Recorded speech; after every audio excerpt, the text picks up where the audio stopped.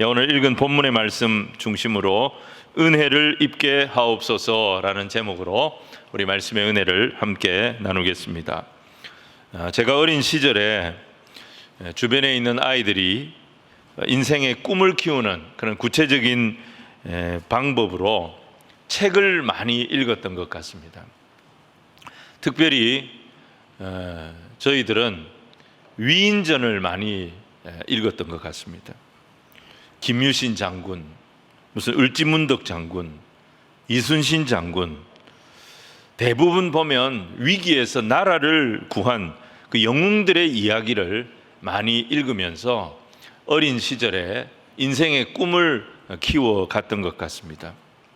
그런데 성경을 보니까 이 성경에도 나라를 구한 영웅들이 많이 등장하는 것을 보게 됩니다.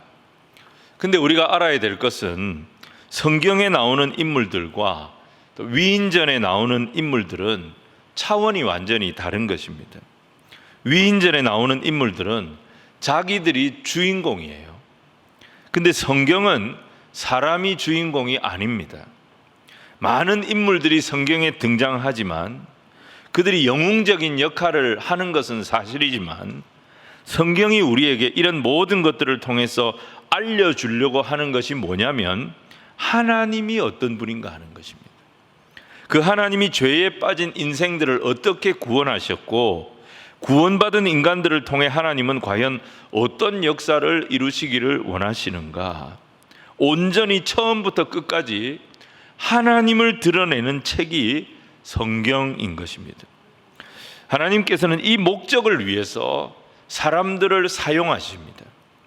하나님은 하나님의 때에 하나님의 사람을 선택하셔서 그 사람을 통하여 하나님이 어떤 분이신지를 드러내시는 하나님의 역사를 이루어 가시는 것입니다. 애굽이 7년 큰 흉년에 빠졌을 때 민족을 구원하고 세상을 구제했던 요셉을 하나님께서 들어 사용하셨던 것입니다. 온 이스라엘이 하나님을 버리고 우상을 쫓아갔을 때 하나님은 이 엘리야를 부르셔서 바알의 제사장 400명을 갈멜산에서 꺾으시고 하나님이 어떤 분이신지 그 영광이 나타나게 하셨던 것입니다. 오늘 느헤미야서도 마찬가지입니다. 무너진 성벽, 그 모습처럼 무너진 이스라엘의 영성, 이 참담한 역사의 한복판에 하나님은 이스라엘을 다시 일으킬 인물을 찾고 계셨던 것입니다. 그때 하나님의 눈에 들어왔던 인물이 느헤미야였던 것입니다. 여러분, 코로나 시대가 지금 지나가고 있습니다. 코로나 시대가 지나가면 새로운 시대, 뉴노멀 시대가 온다. 모든 분들이 이런 말들을 하고 있습니다. 이 새로운 시대에 대한 우려도 있습니다. 이 시대에는 아마 우리의 영성이 더 무너지게 될 것이고 주의 몸된 교회가 더 위축이 될 것이다. 이런 예측들도 나오고 있습니다. 하나님은 이 새로운 시대, 정말 사람들이 자기를 사랑하고 돈을 사랑하고 감사가 사라지고 거룩을 버리고 믿음을 떠나는 그런 세대라 할지라도 하나님은 이 시대 속에 일하고 계시고 이 시대를 바꿔놓을 하나님의 사람들을 지금 이 시간에도 찾고 계시는 것입니다. 저는 우리 교회가, 또 우리의 다음 세대가, 우리의 청년 세대가 이 세대에 하나님의 손에 온전히 더 귀하게 붙들려서 하나님의 역사에 쓰임받는 오늘 느헤미야와 같은 이런 인물들이 계속 나오는 귀한 교회 되기를 주님 이름으로 축원을 드립니다. 자, 이 느헤미야가 어떤 인물이냐? 느헤미야는 말이죠, 페르시아의 아닥사스다 왕 시대의 인물입니다. 기원전 586년에 남유다가 바벨론에 의해서 이제 멸망을 당했습니다. 근데 유대인들이 바벨론의 포로로 끌려가기 시작한 역사는 유다가 망한 BC 586년보다 한 20년 더 올라갑니다. 이때부터 계산해서 70년, 기원전 537년에 이 바벨론이 페르시아에 의해서 정복을 당합니다. 그리고 그때 페르시아의 왕이었던 고레스 왕이 고레스 칙령을 선포하게 됩니다. 이 칙령 때문에 다윗의 후손이었던 스룹바벨을 중심으로 약 5만 명, 49,897명의 유대인들이 예루살렘으로 다시 돌아올 수 있는, 포로로 바벨론에 끌려갔던 유다인들 5만 명이 다시 예루살렘으로 돌아올 수 있는 길이 열렸던 것입니다. 이게 1차 포로 귀환입니다. 이들이 돌아와서 했던 일은 무너진 성전을 다시 세우는 일이었습니다. 그래서 이들이 세운 성전을 스룹바벨 성전이라고 부르는 것입니다. 그로부터 79년이 지나서 기원전 458년에 학사 에스라를 중심으로 두 번째 귀환이 이루어집니다. 이때는 1754명 소수의 사람들이 돌아왔습니다. 그리고 그로부터 14년이 지난 기원전 444년에 42,360명 유다인들의 세 번째 귀환이 이루어지는데, 이때 중심 역할을 했던 인물이 느헤미야였던 것입니다. 이 세 차례 귀환을 통해서 유다인들은 예루살렘으로 돌아옵니다. 꿈에도 그리던 고향 땅으로 돌아오게 되어졌지만 그 고향의 현실은 너무너무 비참했습니다. 성벽은 무너져 있었고요, 성문은 불탄 채로 그대로 있었습니다.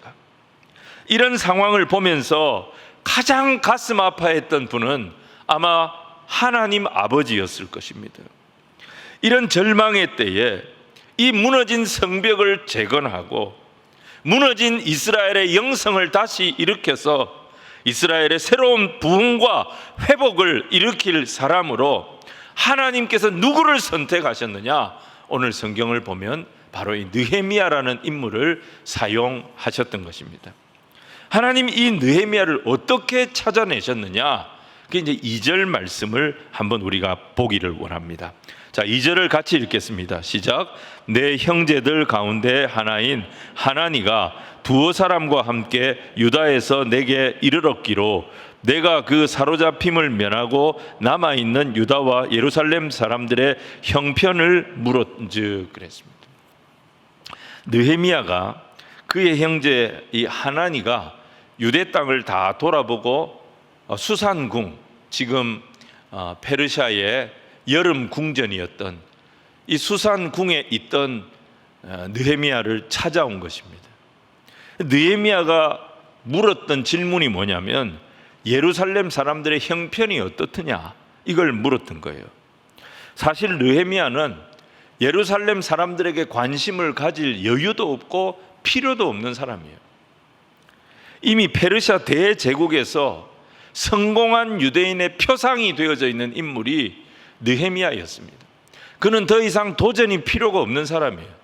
지금까지 쌓아 올린 명성을 잘 유지만 하면 되는 사람이었어요. 아쉬울 것이 없는 사람이었어요.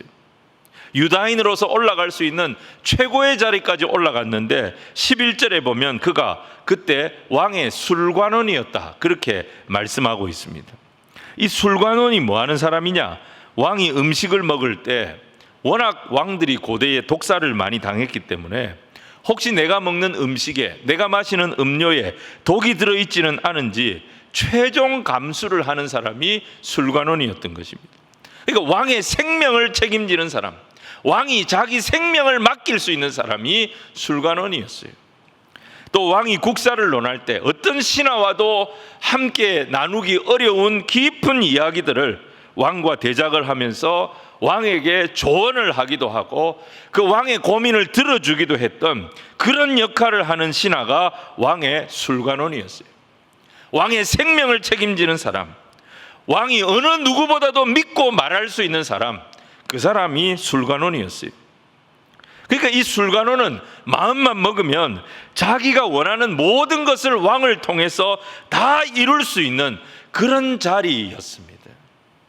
근데 느헤미야는 그 풍요, 그 권력, 그 부여 속에서 빠져 살지 않았던 것입니다. 그의 조상들이 이미 페르시아 땅에 온 지, 바벨론 땅에 온 지 이미 140년이 넘었습니다. 그럼에도 불구하고 느헤미야는 한 번도 가본 적도 없고 어떤 곳인지 경험해 보지도 못했던 그 예루살렘에 대한 애정이 있었어요. 자기 민족에 대한 관심이 살아 있었던 것입니다. 어떻게 느헤미야가 이런 관심, 이런 애정을 가지고 있을 수 있었는가? 유다인들은 나라를 잃었습니다. 유다인들은 성전을 잃었습니다.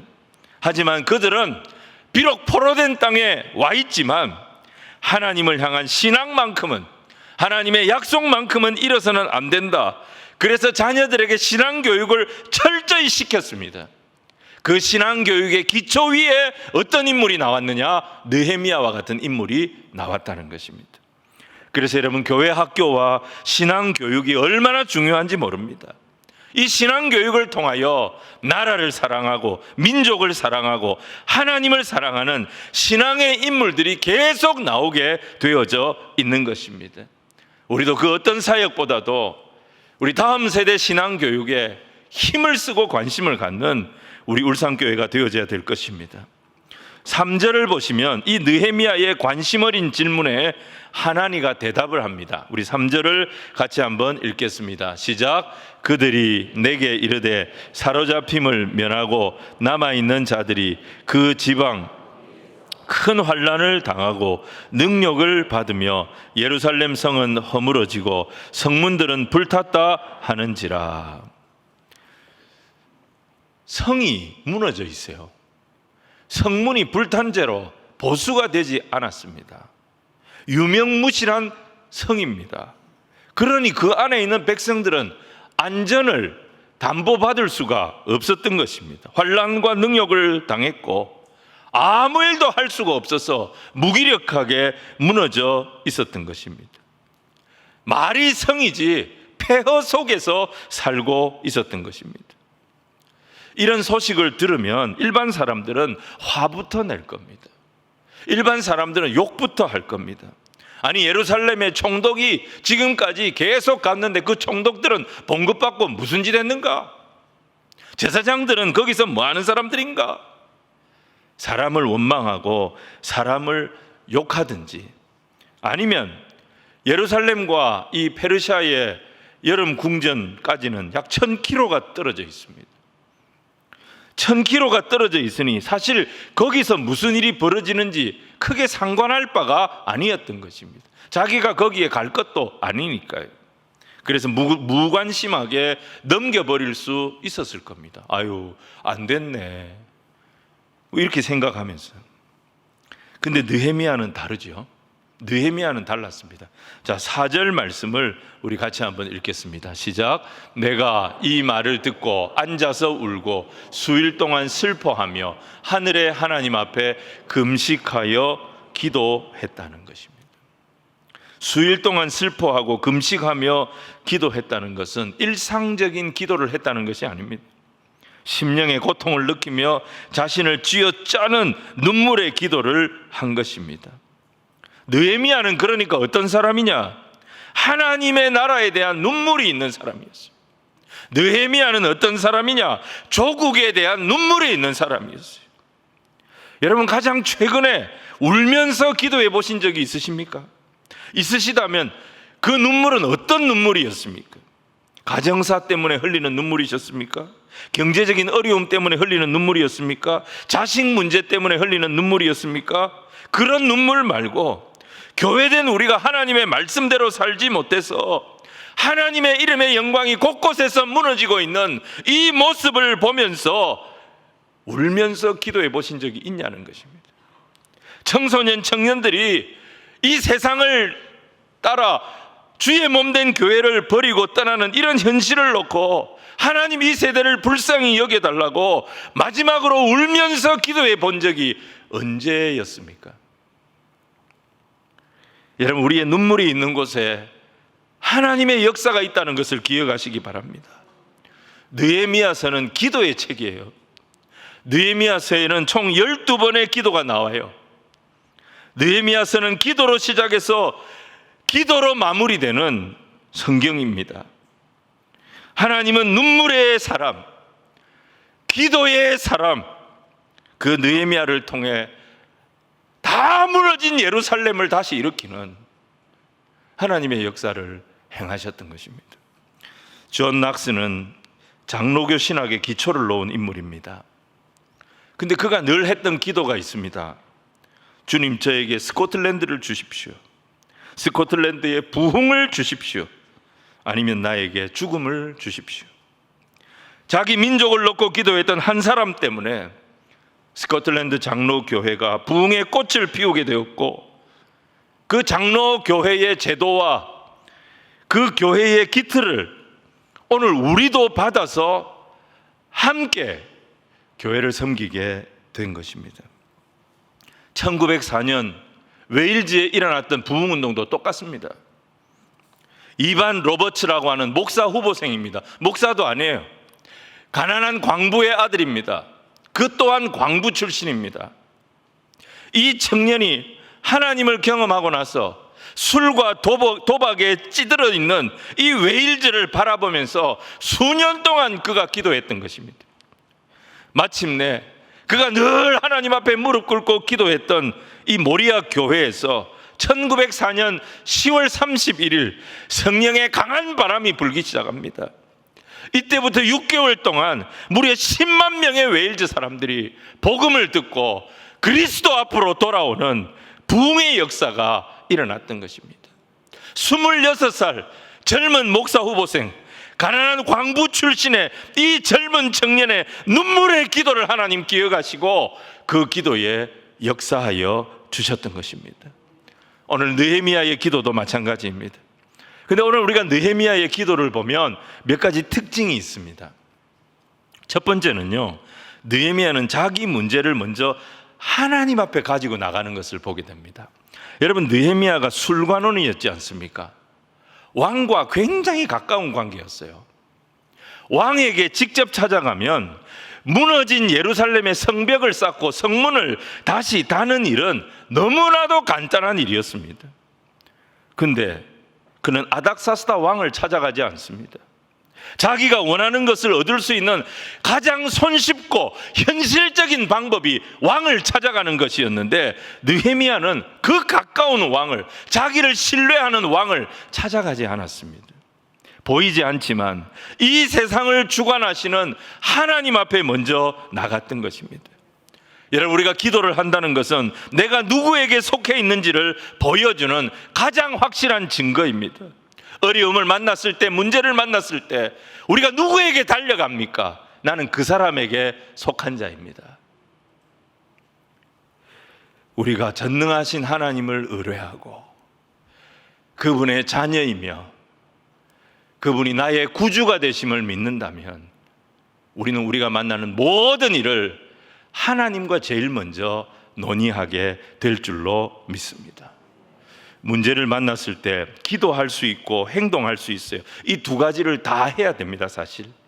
하지만 순서가 중요하다는 것을 기억하십시오. 사람들은 문제 앞에 이리저리 뛰어다니기 시작합니다. 이것도 해보고 저것도 해보고 할 수 있는 거 다 해보고 안 되면 나 이제 왔으니 내 집을 찾아 두 손 들고 앞에 와 십자가를 붙드네. 아무것도 안 되면 그때 두 손 들고 하나님 앞에 나옵니다. 근데 느헤미야는 달랐습니다. 그는 자기가 할 수 있는 모든 가능성을 차단하고 하나님 앞에 먼저 나갔습니다. 역사를 주관하시는 분이 하나님이라는 믿음이 있었기 때문이었던 것입니다. 두 번째로 이 느헤미야의 기도의 구조를 보시면요, 전능하신 하나님을 높이면서 그의 기도가 시작되는 것을 보게 됩니다. 자, 5절을 우리 같이 한번 읽겠습니다. 5절 시작. 이르되 하늘의 하나님 여호와 크고 두려우신 하나님이여, 주를 사랑하고 주의 계명을 지키는 자에게 언약을 지키시며 긍휼을 베푸시는 주여 간구하나이다. 느헤미야는 보면 말이죠, 자기의 지금 다급한 현실의 문제를 막 하나님 앞에 바로 쏟아놓지 않았습니다. 기도를 받으시는 분, 그 하나님을 먼저 높이고 있는 것을 보게 됩니다. 기도의 내용도 중요하지만 기도할 때 이 기도를 받으시는 분에 대한 인식, 이 기도를 받으시는 분에 대한 나의 믿음을 먼저 고백하는 것이 중요한 것입니다. 그는 하늘의 하나님, 그 하나님을 향한 확실한 신앙 고백으로 기도를 시작하고 있는 것을 보게 되는 것입니다. 그래서 기도는 아무나 할 수 있는 것이 아닙니다. 하나님을 아는 사람이 기도하는 거예요. 하나님을 깊이 알면 깊이 알수록 그 하나님께 우리의 기도가 간절해지고 더 간절해지게 되는 것입니다. 크고 두려우신 하나님, 약속은 끝까지 지켜주시는 하나님, 사랑과 긍휼이 풍성하셔서 우리에게 그 긍휼을 한없이 베푸시고 부어주시는 하나님, 그리고 우리의 간절한 기도를 외면치 아니하시고 끝까지 들으시는 하나님. 여러분, 이 하나님을 모르면 우리가 기도를 하더라도 우리의 기도는 넋두리가 되기 쉬운 거예요. 여러분, 우리의 기도는 넋두리 정도가 아닙니다. 우리의 기도는 하나님을 향한 청구서를 제출하는 시간이 아닙니다. 하나님을 하나님으로 높여드리는 찬송의 시간이고, 전능하신 하나님에 대한 나의 신앙 고백을 드리는 시간이고, 그 하나님과 깊이 교제하는 구체적인 방법을 기도에서 찾는 것입니다. 세 번째, 그의 기도를 보면 뭐가 있냐면 회개가 있어요. 6절 7절 말씀을 우리 같이 한번 읽겠습니다. 시작. 이제 종이 주의 종들인 이스라엘 자손을 위하여 주야로 기도하오며 우리 이스라엘 자손이 주께 범죄한 죄들을 자복하오니 주는 귀를 기울이시며 눈을 여시사 종의 기도를 들으시옵소서. 나와 내 아버지의 집이 범죄하여 주를 향하여 크게 악을 행하여 주께서 주의 종 모세에게 명령하신 계명과 율례와 규례를 지키지 아니하였나이다. 여러분, 이게 굉장히 중요한 말씀이에요. 사람들은 우리가 힘이 없어서 강대국에게 당했다, 왕이 정치를 잘못하고 외교를 잘못해가지고 강대국 바벨론에게 우리가 망했다, 그렇게 분석할는지 모르겠어요, 사람들은. 근데 느헤미야는 달랐어요. 하나님의 백성의 흥망성쇠는 결국 하나님의 손에 있다는 것을 알았습니다.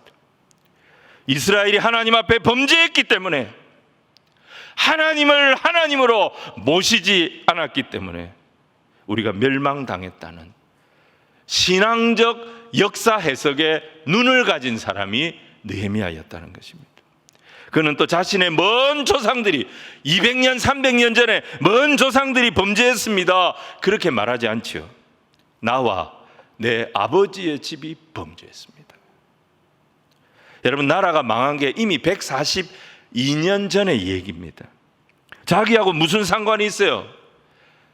자기는 포로로 끌려와서 4대 5대를 내려온 사람이에요. 그런데 느헤미야는 자기 조상들의 죄를, 이 민족의 문제를 자기 죄로 인식했다는 거예요. 자기 죄로 생각하고 하나님 앞에 울면서 회개의 기도를 드렸다는 것입니다. 여러분, 우리가 느헤미야에게서 배워야 할 모습이 바로 이런 모습입니다. 문제가 생겼을 때 우리는 남 탓을 합니다. 문제가 생기면 우리는 지도자를 탓합니다. 문제가 생기면 우리는 환경 탓을 합니다. 그런데 느헤미야는 자기 잘못인 것처럼 그 문제 안에서 자기의 허물을 보았던 거예요. 그리고 그 허물을 하나님 앞에 회개하며 기도하면서 해법을 하나님이 주시는 지혜로 찾으려고 했던 거예요. 하나님이 이런 기도의 사람에게 한 시대를 맡기신다는 것입니다. 우리는 지금 지루하고 끈질긴 코로나 상황을 지금 여전히 보내고 있습니다. 하지만 언젠가는 끝이 오겠죠. 이 코로나 팬데믹이 다 지나가고 난 뒤에 사람들은 아마 우리에게 물을지 모르겠습니다. 당신은 역사를 주관하시는 분이 하나님이시라고 믿는 사람 아닙니까? 하나님을 믿는 당신은, 이 세상의 모든 만물을 주관하시는 이가 하나님이라고 늘 말하는 당신은 그때 무엇을 하셨습니까? 코로나 팬데믹으로 온 세상이 아무것도 할 수 없는 그 상황 속에 역사의 주관자를 하나님이라고 생각하는 당신은 그때 무엇을 하셨습니까? 이 질문을 하는 세상 앞에 우리는 무엇을 보여줄 겁니까? 우리가 보여줄 것이 바로 저는 이 느헤미야의 회개의 기도라고 생각합니다. 물려받은 신앙 다 잃어버리고 겉은 멀쩡하지만 속은 앙상하게 마를 대로 말라있는 나의 모습을 회개하는 눈물의 기도가 회복돼야 됩니다. 세상의 빛과 소금이더라고 하나님 우리를 부르셨는데 빛과 소금이 되기는커녕 하나님의 말씀대로 전혀 살지 못하고 세상의 빌부터 살아가는 나의 이 초라한 모습을 하나님 앞에 회개하는 눈물의 기도가 우리 안에 회복되기 시작하면, 회개의 기도가 다시 회복되기 시작하면 하나님 아무리 깜깜한 세상 속에서도 하나님의 역사를 일으키는 길을 열어주실 줄로 믿습니다. 네 번째는요, 느헤미야는 하나님의 언약에 근거한 기도를 합니다.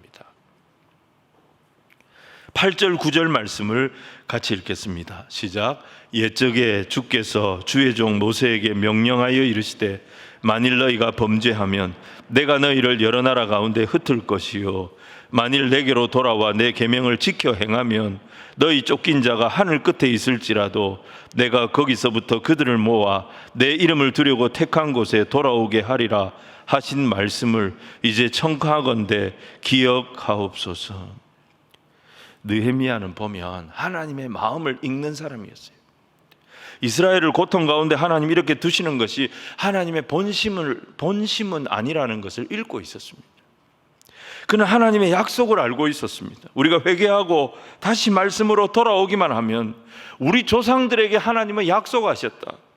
그 약속을 하나님은 변개치 못하심으로 다시 우리에게 얼마든지 은혜를 베푸시는 하나님이 되어주실 거라는 것을 알았던 것입니다. 8절 9절의 이 약속은 모세와 한 약속이에요. 느헤미야는 모세보다 1000년 뒤의 사람이에요. 1000년 전에 하셨던 약속이에요. 느헤미야는 하나님의 마음을 알았기 때문에 하나님 앞에 달려가서 기도부터 했던 것입니다. 언약을 알고 있었기 때문에 우리 조상들과 맺은 그 언약을 기억하여 달라고 하나님 앞에 당당하게 요청할 수 있었던 것입니다. 여러분, 이스라엘의 회복과 부흥의 첫 단추가 어디서 풀리기 시작하느냐? 1000년이 지나도 변하지 않는 하나님의 진리의 말씀을 가슴에 품고 눈물로 나의 죄를 회개하면서 다시 하나님의 말씀으로 돌아가기만 하면, 하나님의 말씀으로 돌아가겠다고 결단하기만 하면 내 인생, 우리의 교회, 우리의 세대를 향한 하나님의 회복이, 하나님의 부흥이 얼마든지 다시 시작될 수 있다라고 하는 이 믿음의 고백 위에 하나님의 역사가 시작되더라는 것입니다. 마지막으로 느헤미야의 기도는요, 하나님의 마음과 공감하는 기도였습니다. 10절 말씀을 우리 같이 한번 읽겠습니다. 시작. 이들은 주께서 일찍이 큰 권능과 강한 손으로 구속하신 주의 종들이요 주의 백성이니이다. 여러분, 이 고백이 하나님을 꼼짝 못하게 하는 기도였어요. 우리가 범죄한 거 맞습니다. 우리가 범죄해서 나라가 망했고 우리는 포로로 끌려와서 70년을 고생했습니다. 그리고 하나님이 은혜를 베푸셔서 예루살렘으로 돌아오기는 돌아왔는데 하나님, 성벽은 여전히 무너져 있고 성문은 불타버렸고 그 속에서 우리는 의지할 때 기댈 데가 없습니다. 이 백성들이 계속 고통을 당하고 있습니다. 그런데 하나님, 이 고통 속에 있는 이들이 누굽니까? 이들이 바로 당신의 백성들이지 않습니까? 큰 권능과 강한 손으로 구속하셨던 당신의 자녀들이지 않습니까? 하나님이 이들을 긍휼히 여겨주시지 아니하시면 누가 이들을 긍휼히 여기겠습니까? 느헤미야의 기도는 바로 이런 기도였던 것입니다. 성이 무너진 것보다, 성문이 불타버린 것보다 그 속에서 주의 백성들이 마음이 무너져 있고 주의 백성들이 고난당하는 그것을 가장 아파하실 분이 하나님이시라는 것을 느헤미야가 알았던 것입니다. 그 하나님의 아픈 마음을 읽는 기도를 느헤미야가 드렸을 때 느헤미야의 기도는 무너진 예루살렘을 회복시키고 다시 그 땅에 하나님의 부흥을 일으키는 결정적 도화선 기도가 되었던 것입니다. 사실 느헤미야는 아쉬울 것이 아무것도 없는 사람이었잖아요. 페르시아 땅에서 페르시안 드림을 이룬 성공한 유대인이었습니다. 하지만 그는 자신의 부귀와 안락을 내려놓고 폐허가 된 예루살렘을 주목했습니다. 고통과 절망 속에 죽어가는 하나님의 백성들을 결국 찾아갑니다. 그리고 이들을 다시 일으켜 세우는 역할을 합니다. 여러분, 이거 보시면 느헤미야를 보면서 누가 떠오릅니까? 하늘의 모든 영광을 다 버리고 하나님의 아들이라고 하는 지위까지 내려놓고 죄로 망가진 이 세상 속에 친히 찾아오셔서 우리 인류의 모든 죄악을 마치 자기 문제처럼 쌓아넣으시고 십자가에서 그 죄를 다 품어 해결하시고 우리를 하나님의 자녀로 삼아주신 그 예수님의 모습이 느헤미야의 모습 속에 보여야 합니다. 십자가에서 주님 뭐라고 기도하셨어요? 자기를 욕하고 침뱉고 채찍으로 때리고 십자가에 못 박았던 자들을 향해 주여 저들이 누굽니까? 주께서 일찍이 구속하신 주의 백성이지 않습니까? 저들이 몰라서 그렇습니다. 이 죄를 저들에게 돌리지 마십시오. 주님께서 하셨던 그 기도, 십자가에서 흘리셨던 그 보혈 하나님이 다 받으시고 우리가 하나님의 자녀가 되는 구원의 은혜를 누리게 해 주셨던 것입니다. 사랑하는 성도 여러분, 이 느헤미야의 눈물의 기도는 기도의 파도를 만들어냈습니다. 11절에 보면 이런 말씀이 있습니다. 주여 구하오니 귀를 기울이사 종의 기도와 주의 이름을 경외하기를 기뻐하는 종들의 기도를 들으시고. 느헤미야는 아닥사스다 왕 20년 기슬르월에 하나니에게 예루살렘 소식을 듣고 혼자 기도하기 시작했었습니다. 근데 그의 기도는 아닥사스다 왕 20년 니산월까지 2장 1절을 보면 계속됩니다. 11월부터 했던 기도가 3월까지 계속되어진 겁니다. 그런데 여러분, 혼자 시작했던 그 기도가 계속 되어질 때에 잠잠했던 이들이 함께 기도의 용사가 되는 역사가 일어납니다. 그의 기도가 많은 잠자는 자들을 깨우기 시작했습니다. 영적으로 깨어난 유다인들이 느헤미야와 함께 기도하기 시작했습니다. 이들의 기도가 물결을 이루기 시작할 때 무너진 예루살렘이 다시 일어나는 놀라운 역사를 하나님께서 그 기도를 통하여 이루기 시작하셨다는 것입니다. 사랑하는 성도 여러분, 지금이 하나님의 교회가 다시 영적으로 비상해야 할 때입니다. 이러한 시대에 우리 하나님은 이 느헤미야와 같은 기도의 사람을 찾고 계십니다. 2007년부터 2020년까지 13년 우리 교단 총회 보고서를 보면 이 기간 동안에 우리 교단에 있는 교회의 중고등부 숫자가 50% 줄었습니다. 반토막이 날아가 버렸어요. 이 기간 동안에 대한민국의 중고등학생 숫자가 27%가 줄었습니다. 그런데 우리는 50%가 줄었습니다. 배로 줄었습니다. 이대로 또 13년, 15년 지나가면 고신교단 교회 안에 중고등부를 찾아보기 어려운 때가 올 수 있습니다. 오늘 이 시기가 여러분 영적 비상이 필요한 때입니다. 내가 느헤미야가 되기로 결단하기 시작할 때 하나님은 우리에게 또 다른 느헤미야를 붙여 주실 것입니다. 그래서 하나님의 놀라운 역사, 하나님 느헤미야와 같은 기도의 사람을 기다렸다는 듯이 그런 우리를 통하여 하나님의 일이 이루어지도록 인도하여 주실 것입니다. 주여 우리에게 은혜를 주옵소서. 우리가 은혜를 입게 하여 주옵소서. 여러분, 우리가 주님의 은혜를 경험해서 다시 이 민족과 열방과 한국 교회를 일으키는 큰 물결이 이 울산 땅, 울산 교회에서부터 다시 시작되는 역사가 일어나게 되기를 주님 이름으로 축원을 드립니다. 느헤미야의 눈물의 기도가 우리 모두의 기도 안에 살아나게 되기를 소원합니다.